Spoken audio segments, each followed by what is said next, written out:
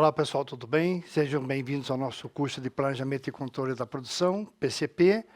Hoje nós temos a revisão de Gestão de Equipes de Trabalho e Gestão Organizacional. Vamos aproveitar o horário para fazer as duas revisões, para vocês terem tempo aí de providenciarem a lista de exercício. Combinado? Bom, sobre o item cooperação. A colaboração dentro da indústria refere-se à cooperação e trabalho conjunto entre pessoas, departamentos, empresas ou até mesmo entre humanos e máquinas para alcançar objetivos comuns e também criar valor, resultando em maior produtividade, inovação e eficiência. Então, o resultado esperado, produtividade, inovação e eficiência. A questão de colaboração dentro da empresa. Tudo isso é para trazer uma eficiência, tá? E quando ela é praticada de forma correta, a colaboração dentro do ambiente de trabalho pode gerar um impacto positivo na equipe e na organização. A colaboração pode aumentar a eficiência e a inovação e melhorar as relações da equipe, né? O objetivo final é sempre esse, né? O que pode ser melhorado? Comentei já algumas vezes com vocês aqui, né? As empresas estão cansadas de terem situações que comprometem a produção e falta de comprometimento dos colaboradores, de alguns deles. O que mais aí? Tudo você tem uma base para que você possa realizar, tá? A colaboração no ambiente de trabalho é a base para um ótimo trabalho em equipe.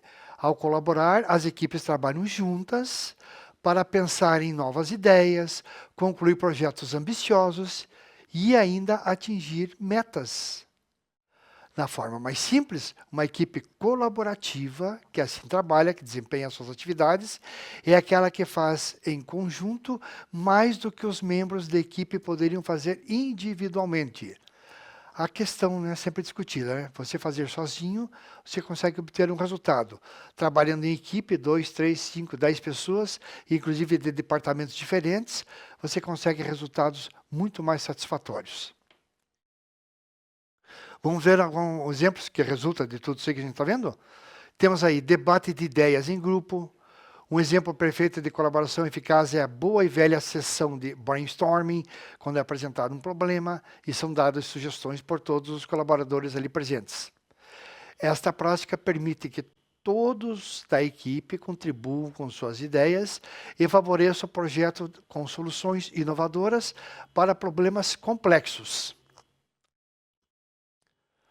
Você tem equipes diversificadas, cada membro da sua equipe é diferente e contribui de forma singular. Cada um apresenta a sua característica, né?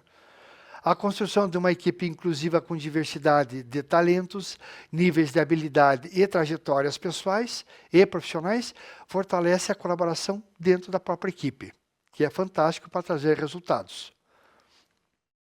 O que mais que nós temos? Uma comunicação franca e discussões abertas. Para que as equipes consigam trabalhar em conjunto de maneira eficaz, precisam mostrar disposição para perguntar, aprofundar em pontos específicos e até mesmo discordar para seguir adiante. Olha que interessante. Embora a comunicação aberta e franca nem sempre seja fácil, a gente sabe disso, ou cômoda, ser uma equipe colaborativa implica criar em conjunto para desenvolver soluções melhores, escutar a opinião dos outros e trabalhar em união para atingir os objetivos da empresa. Ainda, clareza. Uma comunicação clara é fundamental. Vocês estão vendo, né, como são princípios, né, ou principais valores de equipes que são colaborativas. A sua equipe pode não concordar em tudo, mas é essencial que você comunique opiniões, ideias e prioridades de forma clara para evitar conflitos desnecessários ou desentendimentos, já que a equipe senta para conversar, discutir, trocar ideias e debater sobre assuntos polêmicos, mas qual é a intenção? Trazer luz, trazer esclarecimentos sobre aqueles pontos de conflito. Eficiência. O nível de colaboração da equipe não tem necessariamente a relação com a quantidade e o tempo que passam juntos. Tudo depende de como esse tempo é utilizado. Faça reuniões ou relatórios mais curtos e objetivos para ajudar a sua equipe a executar o trabalho no tempo certo. Olha só, gente, que diferença, né? Apresenta também uma positividade. Nem todos os projetos da equipe ocorrerão sem problemas. Na maioria das vezes vai ter problemas, né? Mais de um. Então, equipes que sabem superar as falhas e começar um novo projeto com uma atitude positiva, tornam a colaboração um sucesso duradouro. Claro, né? Com certeza teremos sucesso aí diante do que está sendo exposto. Apresenta uma confiança, os membros da equipe precisam se sentir seguros para contribuir com suas ideias e habilidades individuais. Mostrar à sua equipe que você se importa com ela e acredita na sua capacidade. Olha só, quantos detalhes observados. Ainda, responsabilidade. Verifique com a sua equipe se todos estão exercendo as suas responsabilidades no trabalho, para aquelas às quais eles foram designados. Se um membro estiver descumprindo prazos ou deixando de entregar um trabalho com a qualidade esperada, desejada, tente identificar o problema e dar o suporte necessário para que ele possa alcançar as suas metas no futuro. E assim corrigir essa possível dificuldade que está apresentando nesse momento. Quais são os resultados que a gente vai obter, né, diante do que foi visto aqui? Primeiro, fomente a colaboração como um valor essencial, primordial dentro da equipe. Segundo, estabeleça convenções de comunicação, para que possam se comunicar. Terceiro, convide a cocriação. Todos são coparticipantes na criação de um projeto, desenvolvimento, enfim, o que for que esteja sendo feito. 4, incentive a comunicação aberta, né, trazer as ideias, expor, né, de forma educada, clara, para que traga resultado. 5, lidere pelo exemplo. Você tem que ser o exemplo, tá? Para que as coisas funcionem de acordo. 6, separe um tempo para estimular a criação de vínculos da equipe. Né? Aquela ideia de confraternizar, para que eles se sintam à vontade, trabalhando na presença um do outro. 7, destaque o trabalho de equipe bem-sucedido, quando traz resultados, aquele famoso minuto que você traz ali e fala, né, obtemos resultados positivos, parabéns para a equipe, você tem 1 minuto para fazer isso, tá? Da mesma forma, aí falando no caso contrário, quando é para chamar atenção, 1 minuto também chama a pessoa e chama atenção, mostra o que está acontecendo, o que está errado e as consequências. Chama-se o famoso gerente minuto. 8, ofereça oportunidades de mentoria, né? Um colaborando com o outro, ajudando, auxiliando. 9, estabeleça metas colaborativamente. Né? Todos participam, obtêm resultados, batendo as metas, como a gente fala. Você deve ser flexível, como toda equipe, para aceitar ideias, inovações, pensamentos, propostas novas. E 11, use ferramentas compartilhadas. Todos podem participar, exercer, né, as atividades profissionais com as ferramentas adequadas. Bom, aí nós temos a divisão de responsabilidades, foi outra aula que a gente observou. E qual é a função? Quando definimos as funções na equipe, possibilitamos que os colegas colaborem e trabalhem nos projetos de forma mais eficiente. Ou seja, cada um sabe o que está fazendo de acordo com a sua capacidade técnica. Se o gestor de projetos espera melhorar a produtividade da equipe, é fundamental que ele estabeleça as tarefas específicas de cada membro logo no início do projeto. Vamos ver então o que acontece diante dessas funções? Primeiro, determine o que precisa ser feito. O primeiro passo para definir as funções da equipe é determinar as várias tarefas que precisam ser feitas. Por quem, prazo de entrega, condições, todas aquelas informações básicas necessárias. E aí surgem algumas perguntas que devem ser identificadas para que possamos realizar essas tarefas. Vamos ver? Os projetos anteriores foram concluídos com êxito? Sim ou não? Outra, se não, o que poderia ter sido feito melhor? O que poderia ter sido corrigido? Quais tarefas ainda estão na lista de pendências da equipe? Quais tarefas cada membro da equipe executa diariamente, de acordo com as suas características técnicas? Essas tarefas fazem parte da descrição do cargo desse membro? Olha só, hein, gente? Quanta coisa para ser observada, né? Aí precisamos identificar as lacunas nas responsabilidades. Após criar a lista de pendências, compare e confronte essas tarefas com o que os membros da equipe estão realizando. Lista de pendências. Essa comparação ajudará a identificar qualquer lacuna nas responsabilidades que pode ocorrer inadvertidamente se a descrição do cargo daquele colaborador não tiver ficado clara ou se outras pessoas o levaram a realizar tarefas diferentes daquelas que estavam incumbidas. Pode acontecer, tá? Por isso as reuniões para dar sempre um redirecionamento à equipe. Ainda nesse item, se forem identificadas essas lacunas nas responsabilidades, elas se tornam o ponto de partida para o realinhamento da equipe. Olha aí, viu? Com isso, podemos devolver os colaboradores às suas funções previstas originalmente e decidir quem deve assumir as tarefas adicionais. Terceiro, esclareça as funções com a matriz RACI. A matriz RACI, foi discutida também, né? É uma ótima ferramenta para esclarecer as funções dos membros da equipe. RACI é uma sigla em inglês que significa responsável, prestador de contas, consultado e informado. Podemos elaborar uma matriz do gráfico RACI colocando as tarefas no eixo Y e os membros da equipe no eixo X. Atribua uma das 4 letras RACI para cada tarefa e membro da equipe. Isso facilita para que os membros saibam qual é a função específica em cada tarefa. A legenda abaixo explica com mais detalhes quais funções da equipe são mais adequadas a cada letra do gráfico RACI. Então tá ali, ó, gente, ó. Dá para ver ali o exemplo, né? Você tem ali as tarefas, o membro, e está lá dividido, né, o C, o R, o A e o I, né? Cada um pode e deve ter uma atividade dentro desse gráfico que nós estamos vendo aí. Precisamos obter um feedback dos membros da equipe. Ao solicitarmos um feedback sincero dos membros da equipe, após completar a matriz RACI, incentivamos a colaboração na equipe e conseguimos ter uma ideia se as funções que atribuímos são funcionais. Olha só. Quando permitimos que a equipe expresse a sua opinião, favorecemos a comunicação, o que gera dinâmicas saudáveis da equipe no ambiente de trabalho. Inteligência coletiva foi outra aula vista nesse momento aí, né, encerrando a primeira fase. Qual é a definição? Inteligência coletiva diz respeito à capacidade de um grupo de pensar, aprender, ter ideias e resolver problemas de forma colaborativa.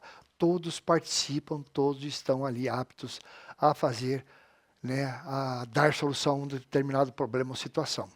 E qual é a importância disso aí, gente? Pense na realidade das empresas atuais.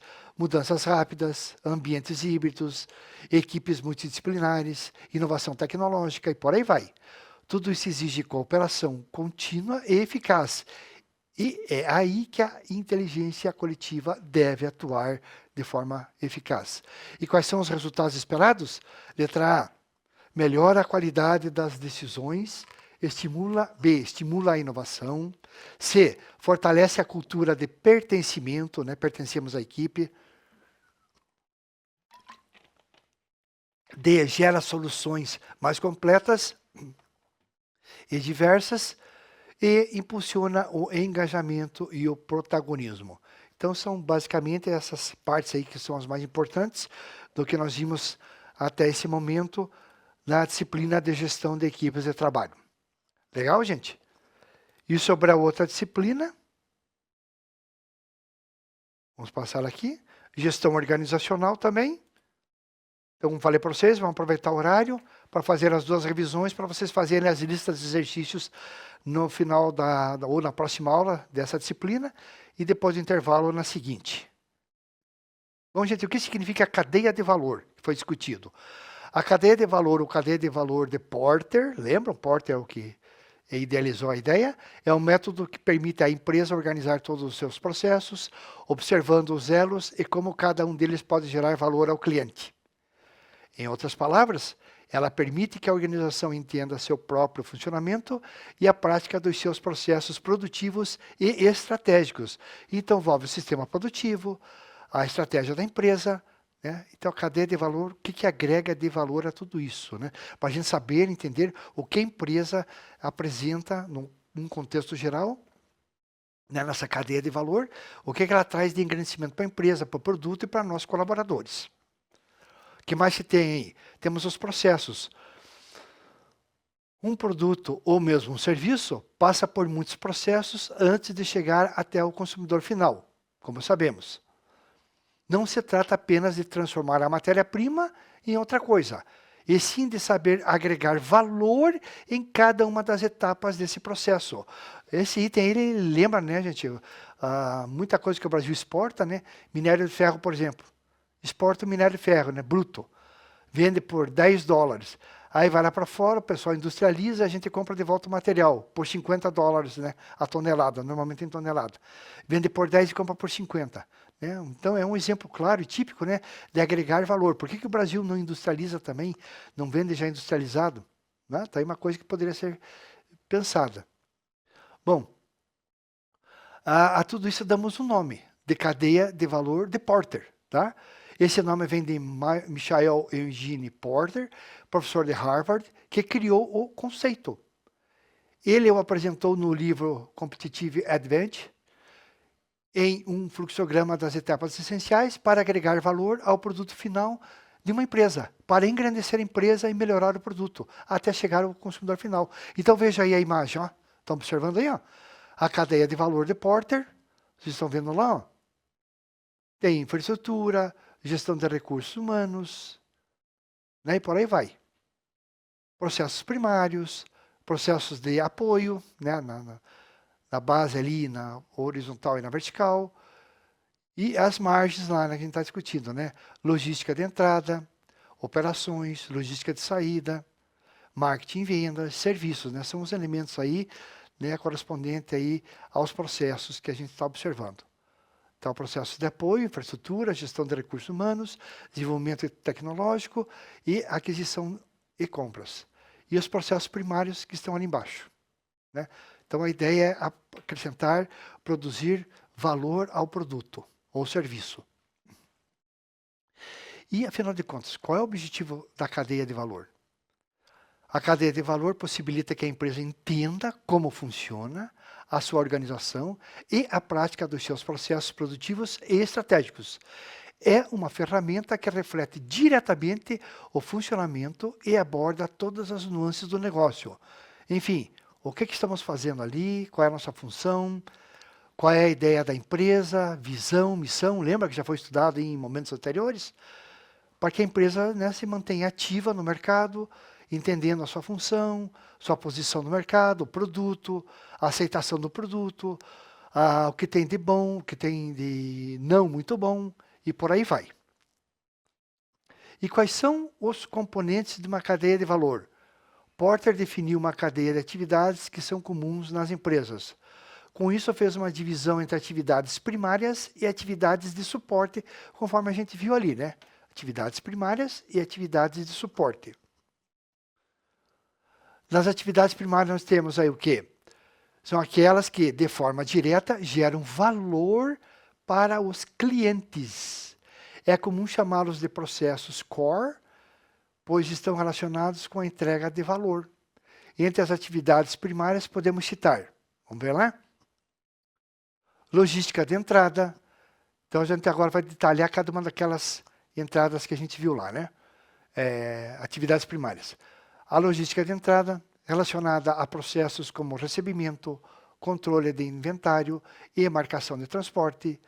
Nesse ponto, o que mais gera valor é a relação com os fornecedores, o que inclui boas parcerias, bons contratos de fornecimento, processo de compras otimizado para aquela situação, né, gente? Quando estamos num momento de crise, né, sobre sobra de materiais, ou não estamos comprando tanto, ou nos momentos quando temos uma boa produtividade e precisamos comprar mais. Então, esses parceiros comerciais vão ajudar com que a gente obtenha resultados melhores e mais satisfatórios. Operações envolvem maquinário, embalagens, montagem, manutenção de máquinas, testes e outros processos que são fundamentais para uma linha de produção. A manutenção, maquinário em dia, né, revisões feitas. Em uma indústria seria o equivalente ao chão de fábrica, né? O que está lá no chão de fábrica. Máquina, equipamento, matéria-prima, embalagem, montagem, por aí vai. Nesse caso aí, a criação de valor está na transformação de matéria-prima no produto final e na automação industrial, que também temos discutido com vocês aqui, que vocês devem estar atentos, com relação à ideia de vocês conhecerem sobre automação, já que uma linha de produção, hoje, principalmente as automatizadas, envolvem, né, a parte de robótica, eletrônica, elétrica e automação industrial, conforme a gente está observando aí.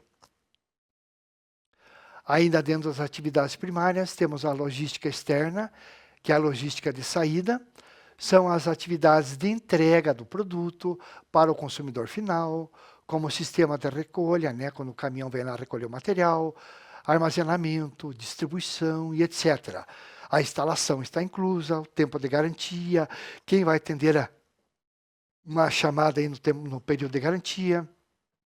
Então, envolve não só viabilizar a logística, mas garantir sua qualidade, integridade e o cumprimento do prazo de entrega, de instalação, né, aqueles itens tão importantes aí que fazem um diferencial a favor do cliente e que marcam muito a nossa empresa. Ainda, marketing e vendas é a atração de consumidores finais para a compra e inclui todas as frentes de comunicação, como o inbound e o outbound marketing.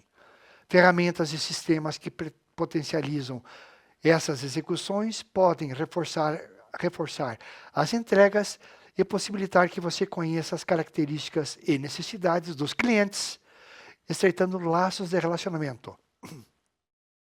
É uma fase importante, né, quando você tem grandes clientes, né, para saber das necessidades dele. Como nós temos nossas necessidades de produção, entrega, faturamento, ele também tem necessidade que a gente cumpra com os prazos de entrega, produtos com qualidade, para que ele possa colocar lá à disposição, né, na prateleira, desculpe aí, para atender a demanda dos clientes dele também. Então, é o estreitamento aí dos laços de relacionamento com o nosso cliente aí, normalmente é um distribuidor, né, dependendo da área que a gente trabalha. E ainda temos os serviços. É todo o suporte durante e após a compra concretizada, incluindo lá, ó, que foi comentado, ó, instalação, reparo, demais atividades que complementam essa etapa. Assistência técnica, peça de reposição. Muitas empresas adotam nesse aspecto a servitização, venda de soluções, as a service, como eles falam, né? Em vez de entregar apenas produtos, preferem transformá-los em serviços, como a Microsoft e seus contratos por assinatura. Então, gente, não tem ali a entrega do produto, não tem instalação, então você pode agregar, ao invés de 3 meses, 6 meses de garantia, passa a ter 1 ano, 2 anos de garantia, né, é cobrado um valor a mais. Aí a pessoa que dá assistência técnica também tem a sua atividade ali garantida por 1 ano, 2 anos. Pensa isso num universo, né, de dezenas, centenas, milhares de clientes. Quanto que gera de renda, benefício e emprego também, né, garantia de emprego para nós e para os colaboradores que estão lá fora atuando, né, na manutenção, instalação e reparo de máquinas, equipamentos, tudo aquilo que diz respeito às atividades. Bom, atividades de apoio. Como o nome sugere, as atividades de apoio servem de auxílio para as primárias. Logo, elas geram valor de forma indireta. Vamos ver elas então? Atividades de apoio. Nós temos a infraestrutura, atividades como gestão geral, administrativa, legal, financeira, contabilística, entre outras. Fazem parte da infraestrutura. Gente, faz uma linha de produção. Quem é que compra o material? Quem é que paga por esse material? Quem faz o estoque? Quem comanda o transporte? Tá? São diversas pessoas envolvidas. Então, são sistemas que ajudam a empresa a manter as suas operações diárias, controlando sua saúde financeira, para que nada dê errado, né? Para que tenha um bom desenvolvimento, para que a gente possa receber a matéria-prima, transformá-la em produto ou serviço, e daí fatura e ter a entrada de divisas, né? Dinheiro, para que possa manter a empresa. O que mais? Atividades de apoio, aquisição e compras. Esse setor é responsável por adquirir os materiais necessários para o desenvolvimento dos trabalhos. Seu valor está na busca, na negociação e na gestão dos fornecedores, bem como na procura por máquinas de qualidade com um bom preço. Gente, inovação tecnológica. Vamos mudar a linha de produção, ou ampliar, diversificar. Que equipamento vai ser utilizado? Quem vai pesquisar? Qual é a melhor máquina? Pode ser instalada dentro dessa fábrica? Precisa de algo especial? Energia elétrica? Parte de hidráulica? Compressor de ar? Então, tudo isso tem alguém especializado que vai cuidar dessa parte aí, né? Além de ter um bom preço aí para poder adquirir o equipamento, que até entrar em linha de produção, começar a produzir, vai ter todo esse custo aí. O que mais? Gestão de apoio, temos a gestão de recursos humanos, são as boas práticas para gerir o capital humano. Aí entra a questão, né, de colaboradores competitivos, interessados no que estão fazendo. As atividades variam desde recrutamento, treinamentos, até compensações de funcionários. Isso garante que os processos de seleção sejam eficientes, sejam selecionados os melhores, né? E as estratégias de engajamento deles mantenham o time estimulado, né? Por mais que troque um colaborador, alguém se aposenta, né? Ou vai ser ampliada a equipe, então a pessoa que vai entrar estará de acordo com aquilo que a equipe deseja para a realização dos seus objetivos. Desenvolvimento tecnológico. Atua para manter as atividades funcionando conforme os padrões e melhorar a produtividade do time. É onde ocorre a investigação e desenvolvimento, o tal de I+D, investigação e desenvolvimento, automação de processos, design, entre outras áreas. Desenvolvimento tecnológico, hein? Estratégias que agregam valor também podem ser incluídas como manufatura Lean, né? E quais são as vantagens de tudo isso aí? Identificar melhorias no seu negócio, otimizar e agilizar a execução das demandas, gerar maior vantagem competitiva. Olha como é interessante e fundamental. Então tá aí o gráfico, ó. Observe o gráfico lá, ó. Temos as atividades de apoio, de novo, né? Infraestrutura, gestão de recursos humanos, desenvolvimento tecnológico, aquisição e compras. E as atividades primárias, logística de entrada, operações, logística de saída, marketing, vendas e serviços. E ali na ponta, as margens. Bom, gestão por processos, né? Mais um momento que a gente teve aí, é uma prática de gerenciamento na qual a empresa organiza seu fluxo de trabalho em processos ponta a ponta, garantindo uma operação padronizada e de alto desempenho. Vivemos em um mundo cada vez mais competitivo e, para se destacar, as empresas precisam melhorar cada vez mais enquanto garantem um bom padrão de qualidade. Qualidade, desempenho, lucratividade mantém a empresa em funcionamento. Para isso temos um controle. A gestão de processos é uma forma de gerenciamento onde a empresa controla a sua operação através de processos. Com isso é possível obter uma visão mais objetiva do funcionamento do negócio, o que facilita a implementação de projetos de melhoria e a tomada de decisão, famosa tomada de decisão, para que a gente seja rápido, né? Rápido no gatilho, como a gente fala, né? Para que possamos dar respostas para resolver situações que assim exigem. E ainda temos a gestão funcional. A gestão funcional de uma fábrica envolve a organização da produção e das operações, focando na otimização dos recursos e na eficiência dos processos para atingir os objetivos da empresa. Com isso leva a uma eficiência. Para uma gestão funcional eficaz, é crucial ter um organograma funcional bem definido, que divida a empresa em departamentos com funções e responsabilidades bem claras, bem determinadas, promovendo a especialização e o desenvolvimento de competências para que todos trabalhem de forma uniforme, né, dentro das suas características técnicas, obtendo os resultados assim desejados. Deixa eu ver se tem algum recado aí. Só um instantinho, gente. Legal, então? Então tá aqui, tá, Camila? Então vou deixar esse horário aí para vocês aí, dar início aí à lista de exercícios. Lembrando que na próxima semana teremos a realização das avaliações, tá? Então a lista de exercício é um modelo aí para vocês melhorarem, ou já terem uma parte da nota, e já terem uma ideia de como será a avaliação. Legal, gente? Obrigado pela participação de vocês. Até a próxima semana.